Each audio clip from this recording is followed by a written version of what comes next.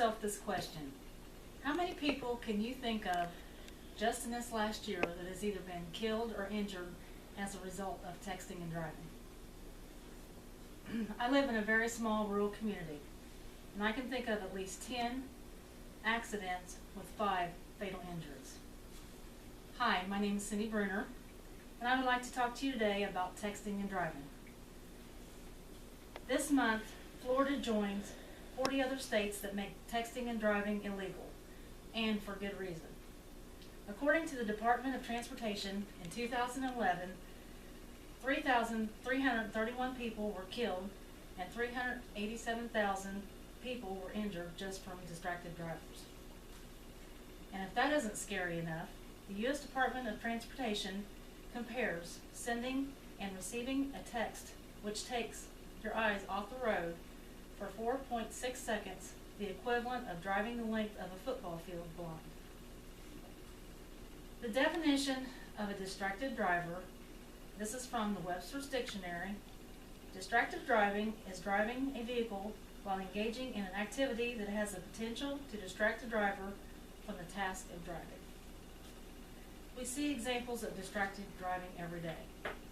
Driving down the road, you see somebody brushing their hair, flossing their teeth, texting on their phone, maybe even watching a video. Last week, myself, when I was on my way to work, I witnessed a man texting and riding a moped. Dr. Amy Slip from the New England Journal of Medicine says that texting is the most distractive behavior because it requires visual, manual, and cognitive attention from the driver. The Teacher Librarian Journal reports the accident risk when taking your eyes off the road to type, text, or read the screen far exceeds the risk of driving drunk. We are a multitasking society. There's always been distracted driving, but with the use of so many handheld devices these days, the rates are much greater.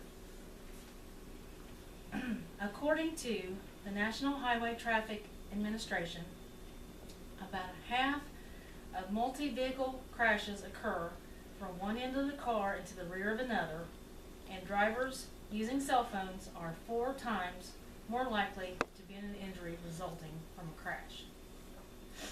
To avoid accidents and become better drivers, there are general tips that we can follow. Number 1, be alert and be aware of other drivers. 2, be polite, and at all costs avoid road rage. Give big trucks some room. Watch the weather. Slow down, allow for time to get where you are going. Keep both hands on the steering wheel at all times. Keep your distance. Look both ways at an intersection.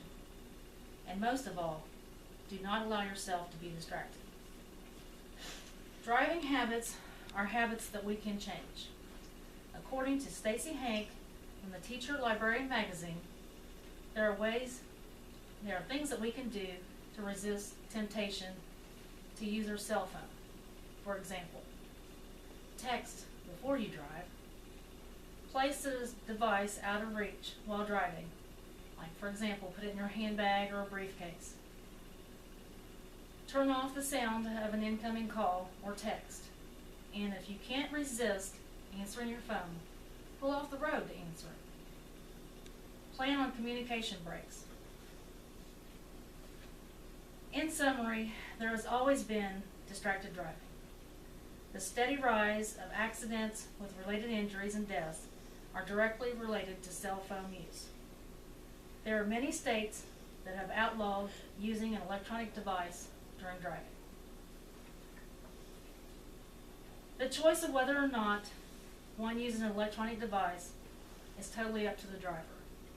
The more education we can get about distracted driving, the more we can change our habits within ourselves, and we can teach our children.